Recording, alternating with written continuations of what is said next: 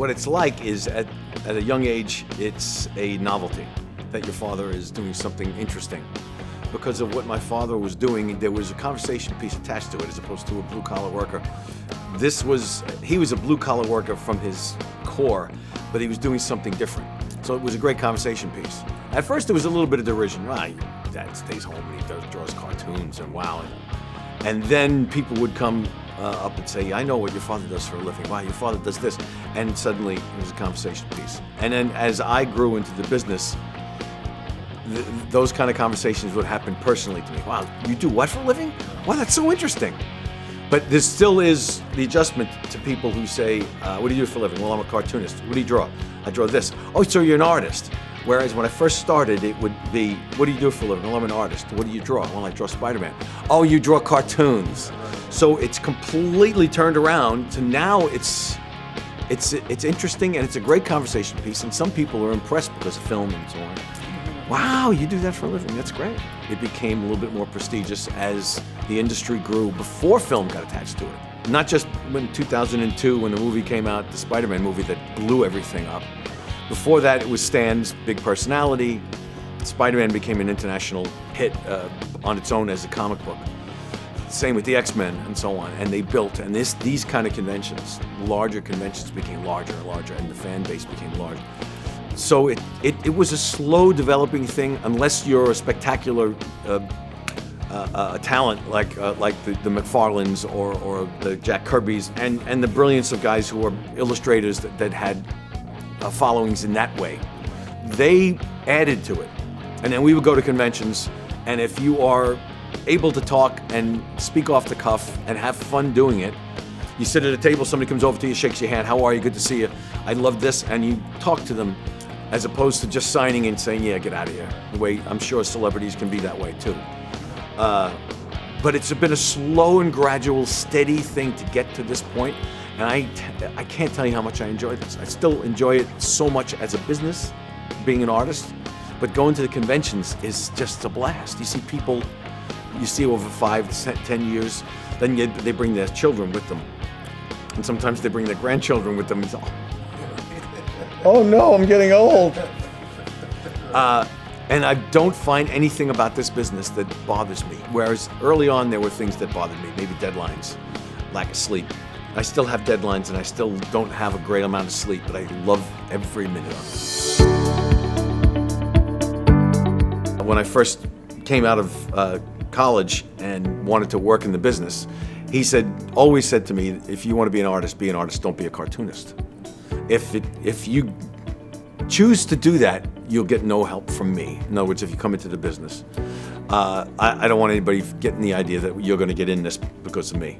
Now, people had that impression anyway, but not because of my father, not because of me.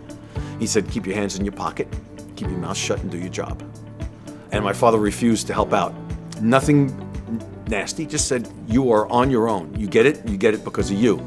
Then somebody named Marie Severin thought I was good enough to get some work. Rest in peace, Marie Severin. She gave me my first job. It wasn't my father that gave me the job. So that early on it was tough. But just because I had to learn to stand up on my own 2 feet. He was the art director after he had been an artist for a long time. And he said, I'm not going to give you any advice unless you come to me and ask me a pointed question. I'd go up and say, what do you think about doing this?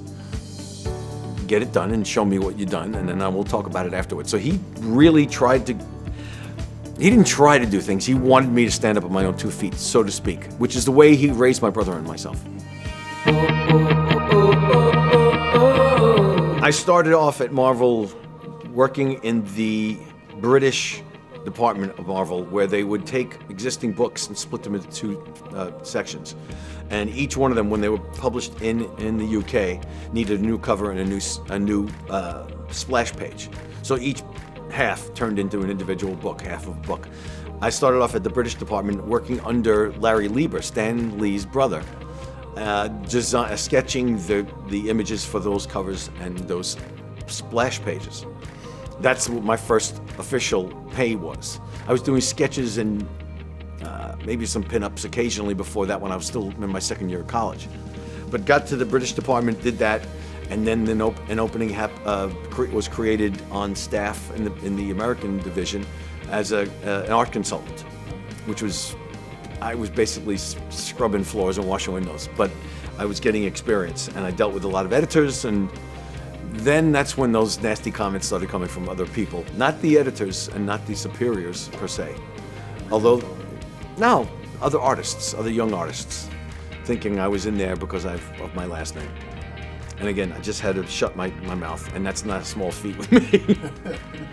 But it developed from there. I was an art consultant for about 1.5 years, and then Iron Man opened up, and somebody, Scott Edelman, I believe his name was, walked into my father. I was having lunch with my father, and he walked in and he said, "I just want you to know, I don't believe in nepotism, but I don't believe in the opposite. I don't believe in anti-nepotism.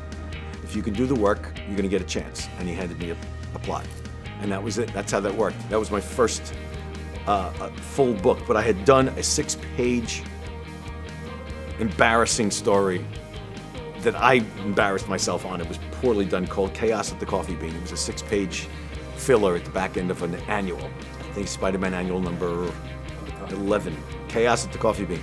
It was 6 pages. It was horrible. Al Milgrom was the inker and probably made it palatable all by himself.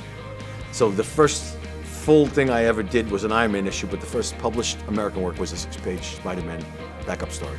We used to have conversations, my wife and I. I'd come to bed, and after spending the whole day on Kick-Ass, I would rhetorically say, you know, I have no idea how to kill somebody in the next issue in a way that I haven't done before.